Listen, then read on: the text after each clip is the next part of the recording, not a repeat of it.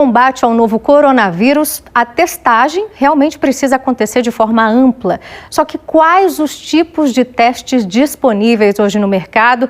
E você saberia dizer a diferença entre eles? Então, hoje a gente vai tirar suas dúvidas sobre esse assunto com uma médica patologista, uma médica que analisa o resultado desses exames laboratoriais. Então, pode mandar sua pergunta aqui para a gente pelo WhatsApp 99992-0000. Graziela Fávaro já está aparecendo aqui, vai conduzir essa entrevista. Oi, Grazi, boa tarde para você.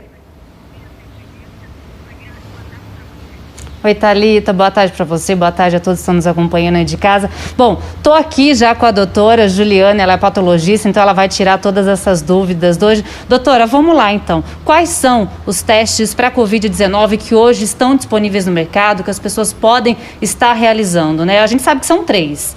Graziela, boa tarde. Então, assim, a gente pode basicamente separar os testes diagnósticos para a Covid em 2 grupos. Um é o grupo que detecta a presença do vírus, então, ou seja, ou proteínas virais ou o material genético do vírus, tá? E o outro grupo que são os testes imunológicos, que detectam a presença de anticorpos produzidos pelo nosso organismo em resposta à infecção. Desse primeiro grupo, o principal exame é o RT-PCR, né?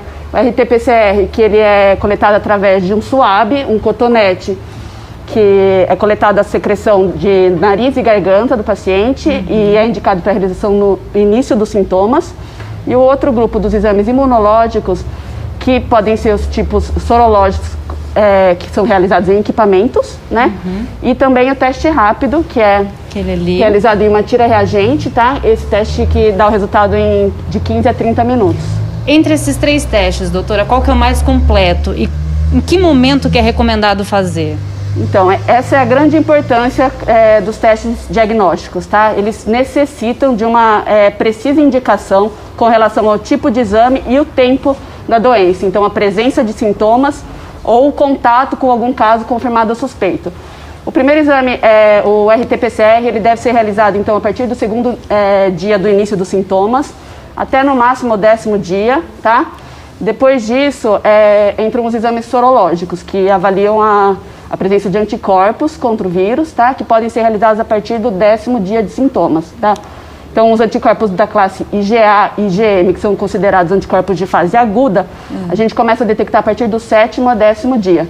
E os anticorpos do tipo IgG, né, começam a ser detectados a partir do 14º dia. Doutora, a gente sabe que esta semana, né, a Agência Nacional de Saúde, ela obrigou com que todos os planos de saúde forneçam, né, cubram os testes. Isso já estava acontecendo com o teste PCR, que é esse do cotonete, mas agora eles também são obrigados a testarem os pacientes com teste sorológico. Como é que vai funcionar isso, né? Os planos de saúde já são obrigados a começarem a fazer esses testes? Sim, a partir dessa regulamentação da ANS, né, eles são obrigados, eles precisam fazer os acordos com os laboratórios, né, que realizam os testes, para passar a oferecer. Mas aqui é importante lembrar que o paciente também precisa entrar nas diretrizes de utilização, não é qualquer paciente que vai poder fazer, precisa da indicação médica e a presença de sintomas gripais. E esses testes de farmácia, doutora, eles são realmente... O diagnóstico dele é preciso, né? Essa é uma grande questão, muita gente tem essa dúvida. É recomendado fazer o teste de farmácia ou não? Bom, os testes de farmácia são esses testes aqui, considerados testes rápidos, né? Que depende bastante da marca que é utilizada e a sensibilidade desse teste varia de 60% a 80%. O que isso quer dizer? Que até de 20% a 40% dos casos podem dar um resultado negativo, mesmo na presença de anticorpos, entendeu?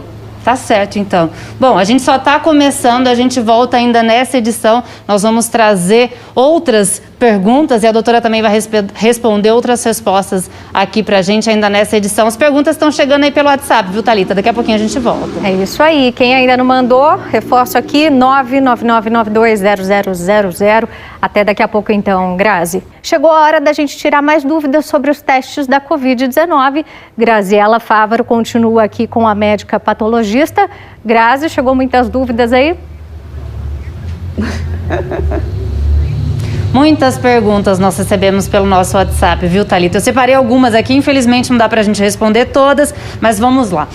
O Carlos Salme, de Americana, ele está perguntando para a doutora qual exame que ele precisa fazer para saber se ele já teve o vírus em algum momento, caso ele seja assintomático. Qual é o tipo de teste, então, mais recomendado para esse caso? Bom, o teste é aquele que detecta a presença de anticorpos do tipo IgG. Então, são os exames de sangue, que podem ser os sorológicos ou o teste rápido.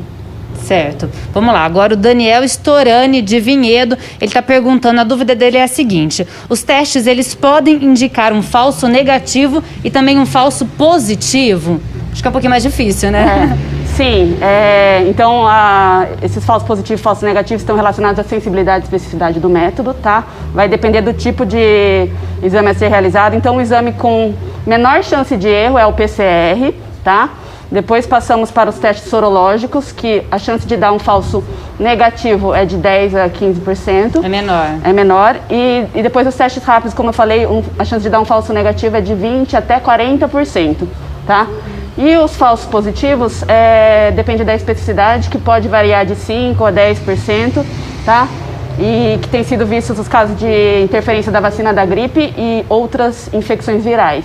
Uma pergunta aqui bem interessante, que muitas pessoas enviaram essa pergunta para a gente, é a seguinte: eu não tenho sintomas, mas eu quero fazer o teste, eu posso fazer o teste? E se sim, qual é o mais indicado? Bom, se você não tem sintomas, você pode fazer a qualquer momento um teste sorológico, né, a sorologia ou um teste rápido, tá? Mas lembrando que existem pacientes assintomáticos que podem estar com o vírus no momento, e são os casos daqueles PCRs positivos em pacientes assintomáticos. Então vai depender da finalidade do exame para fazer ou uma sorologia ou um PCR. Certo. Tem uma outra pergunta aqui. O Paulinho Oliveri, de Campinas, ele está perguntando assim: pessoas com doenças autoimunes, como a esclerose, por exemplo, pode dar um falso positivo no exame? Sim, alguns testes têm essa interferência, né, de fator reumatoide, alguns autoanticorpos, mas exatamente a porcentagem de positivos ainda não se sabe, porque estão sendo realizados estudos ainda. Nesse caso, talvez é interessante fazer uma outra rodada de testes? Ou confirmar com o PCR, né? Aí tem que ver caso a caso e a indicação clínica do exame. Certo. Tem mais uma pergunta aqui. Quanto tempo que é necessário aguardar para realizar cada tipo de teste disponível do Covid-19, a fim de termos, então, uma exatidão realmente no resultado? É o Leandro Souza, de Campinas, está fazendo essa pergunta. Então, a maior sensibilidade do PCR é quando ele é feito a partir do 2º dia do início dos sintomas até o 10º dia, tá?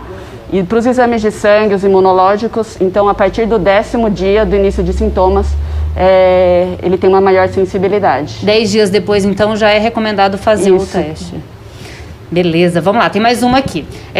O Wagner, ele não colocou a cidade de onde ele é, mas ele pergunta a seguinte, ele faz a seguinte pergunta: minha família está toda em casa, no caso ele e a esposa dele estão trabalhando em home office. Quando eles voltarem às atividades normais, né, de trabalho, de escola, ele pretende fazer o teste em todo mundo. No caso, ele, na mulher e nos 2 filhos. Nesse tipo de caso, né, qual que é o teste mais recomendado? Bom, essa pergunta é difícil. Eu iniciaria com a coleta de algum teste sorológico, tá? Por quê? Se o teste der positivo por IgG, quer dizer que ele já se expôs à doença e que ele aparentemente tem uma imunidade. Porém, se o teste dá negativo, não quer dizer nada sobre a situação atual dele. Ele pode estar com o vírus. Então, nesse caso de um teste sorológico negativo, eu faria também o PCR, para realmente ver que não tem vírus. PCR negativo, aí poderia voltar às atividades. Só para a gente finalizar aqui mais uma pergunta. Tenho reumatismo, meu IgG sempre dá alterado devido a ter essa doença que é autoimune, né? O exame da Covid-19, ela funcionaria nessa situação? É a Ana Luana de Piracicaba que está perguntando. A gente cai naquela mesma situação dos falsos positivos, né? Que em alguns testes pode realmente dar um resultado falso positivo, que pode chegar de 10% até 20% dos casos. Tá certo, então, doutora. Muito obrigada pela sua participação. Infelizmente, né, Thalita, a gente não consegue responder todas as dúvidas, mas recebemos todas elas e ao longo aí da nossa programação a gente vai tentando, aos poucos, responder todas essas dúvidas aí do pessoal. É isso. G1 Campinas também ajuda nesse sentido. Agradeço a você, a Grazi, também a doutora. Ótimo sábado, viu? Até mais.